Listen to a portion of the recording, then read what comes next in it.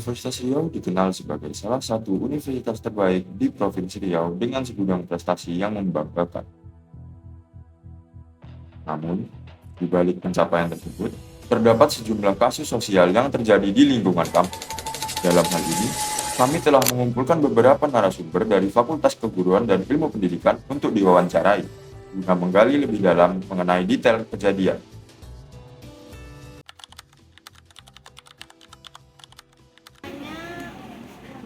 Kakak tingkat itu menyuruh kami untuk mencari tanda tangan, status tanda tangan. Tetapi pada saat Bapak menyuruh di kelas C ya, rasanya sudah minggu pertama sudah menyiapkan untuk UTS. Bahkan di minggu kedua itu ada yang sudah UTS. Jadi saya tidak sempat untuk pakai tangan. Ketika H-1 baru saya bisa cari tanda tangan. Nah, tapi kakak tingkat tersebut marah lalu melempar itu.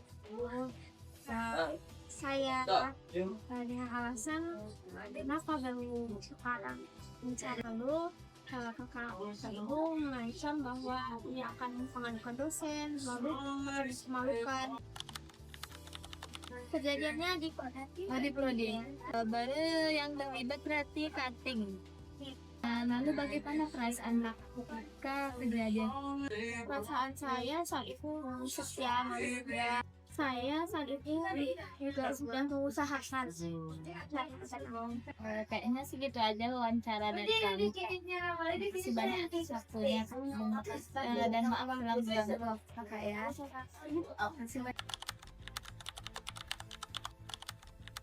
Sebuah kasus yang dimana kasus itu antara mahasiswa dan dosen.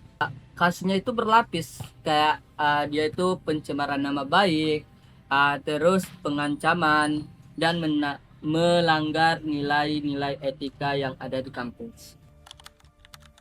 Ada mahasiswa, 2 orang mahasiswa itu mereka nih berteman dekat nih, 2 orang mahasiswa nih kan.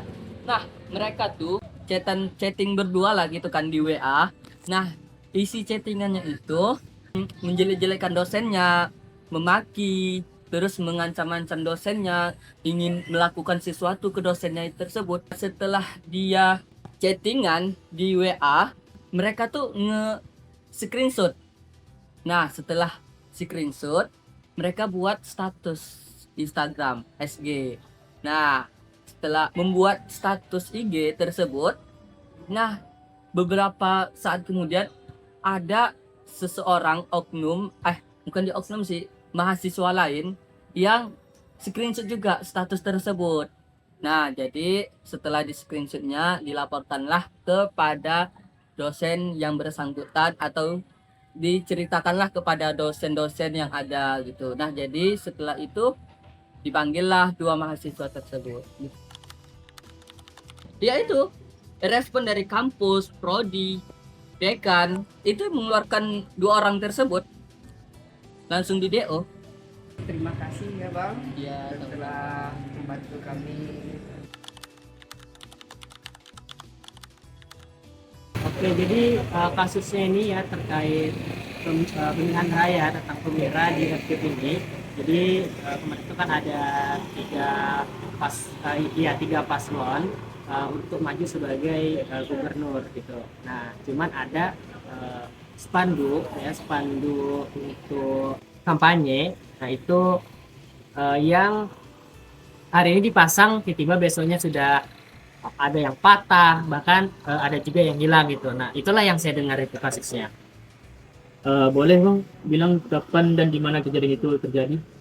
Kalau untuk kapan, kemarin itu sekiranya bulan berapa ya, masa-masa kampanyenya pemilihan raya FKIP.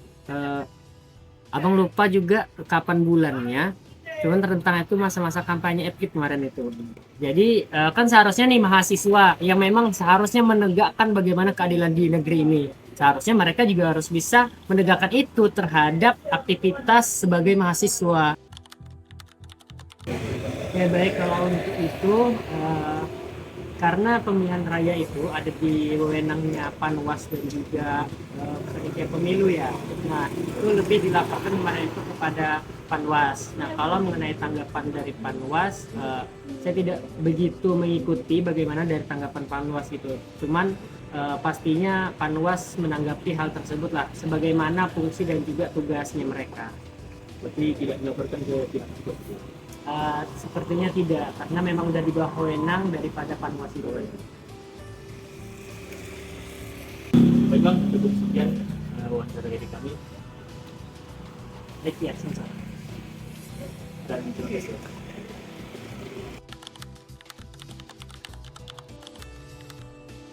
Sekitar pukul 7 malam gitu ya, dan itu nggak terlalu malam banget. Nah, waktu itu saya ingin keluar dari kos untuk mencari makan malam gitu. Nah, pada saat saya udah agak menjauh dari kos, dan itu BTW ya, kos saya itu masih dekat di sekitar Unri gitu.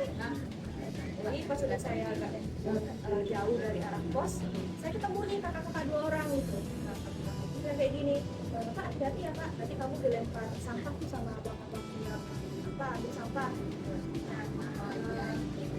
Situ aku antara percaya nggak percaya gitu sih, sebenarnya kemana aku hujan kan. Nah, di situ tuh aku udah lihat sih dari kejauhan di sana tuh ada truk mobil warna hitam. Dan di sana di atasnya tuh ada abang-abang yang ngambil sampah gitu loh.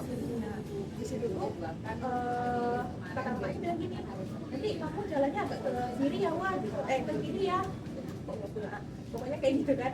Nah, di situ aku jalan udah agak ke kiri, pas aku udah membelakangi truk, posisinya aku di sini dan truk itu di sini, ternyata aku merasa nih ada yang melempar aku gitu, melempar, tapi daripada tuh bergerak di mana sih, cuma di kaki, tapi itu tuh melempar sampah udah bawa gitu.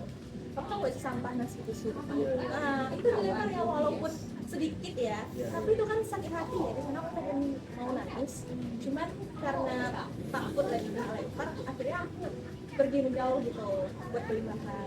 Terus pas sudah sampai di sana, aku cerita ke abang yang jual makanannya gitu ya. Terus abang respon abang jual makanannya baik sih, dia tuh nyuruh aku kayak, cerita apa ya bekasnya itu ke kamar mandi gitu.